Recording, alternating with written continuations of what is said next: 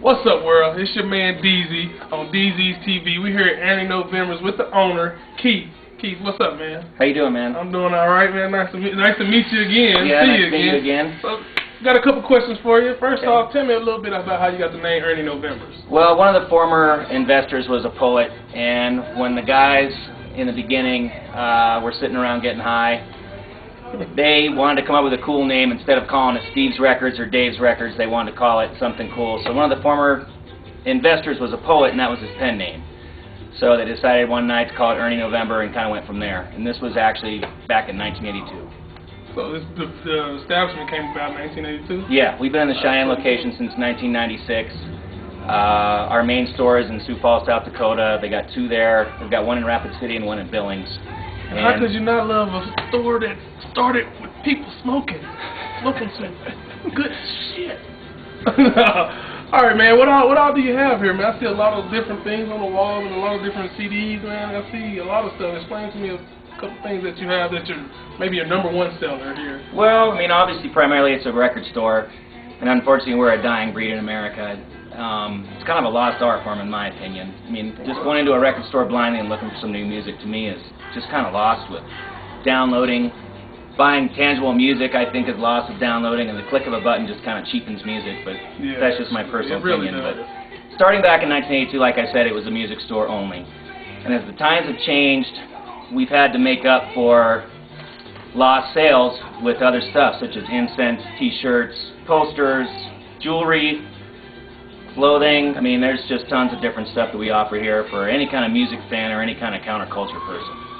And a lot of Bob Marley stuff. I looked around and I think you had a lot of vinyls back there too. Absolutely. We've seen a big surge in vinyls in the last 2 years. I think there's certain people that are kind of realizing that records are fun. Yeah, like my dad. He still listens.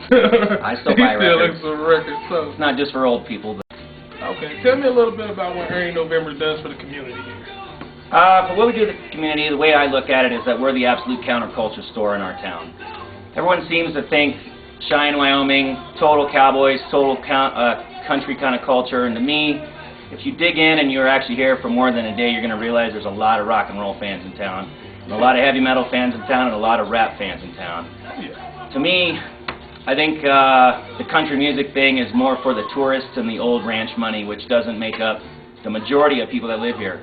It's pretty much a regular, normal American kind of city.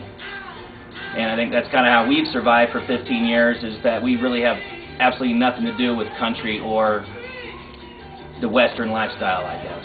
Okay. Explain to me a little bit about, I understand you let people that have events and everything come up, put up flyers, and you sell tickets for them. Explain to me a little bit about that, and what got you started doing that? I don't even really know how we got started doing it. To me, it's just kind of like a why not? Why not help out the arts and the entertainment and the music in our town?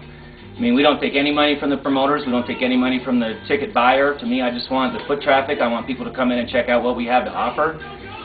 Just keeping it on the level, keeping it fair, and keeping it real, I guess. It's a genuine person helping someone. Absolutely, trying to get the next man to the next step. Yeah. And it also gives Ernie November some publicity. You know, go check out Ernie November's. They have tickets. They have posters there if you want to get flyers or everything there for my show. Absolutely. Go get it from there. I know I've been promoting Ernie November because I also have tickets here myself for the comedy show. So yeah. It's going down here, Ernie November. So Keith, man, what is it about Ernie November's that keeps these customers coming through the doors? I'm going to have to say I think our uniqueness, our unique stock of stuff that we order in here. We're pretty careful what we carry, and we try and stock different stuff than you're going to find in your typical big box stores in America. I mean, if Walmart and Target have it, it's kind of, they're on a different plane than what we are. I seriously doubt you go to either one of those stores right now and they're going to have Miles Davis's Bitches Brew, or Charles Mingus, or James Brown, or Return to Forever, or even go farther than that and go to heavy metal and rock and everything else that we carry. I mean, do they have the Thin Lizzy catalog at the store right now? Probably not.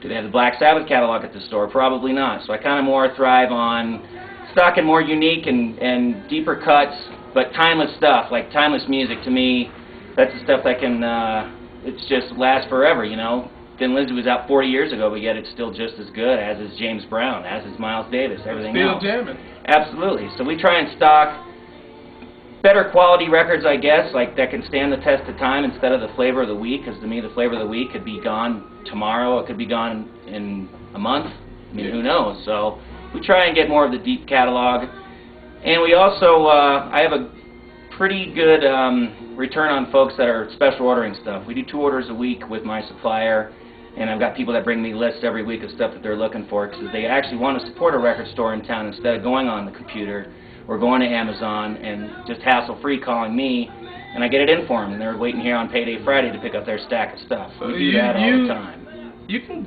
basically get whatever. I can get anything that's in print, absolutely, and if it's hard to find, we can do some bird dogging and look around for some stuff too. He's searching for it. That's what Absolutely. I like. You search for your customers. You go out Absolutely. and you get it. And if you can't get it, you'll find somebody who's got it so you can get it. Yes. That's the way it Absolutely. works. That's how you keep happy customers. That's how you keep satisfied customers. Yeah, and I think that the other thing too is I think we treat people the way we want to be treated, and we're real with people. It's not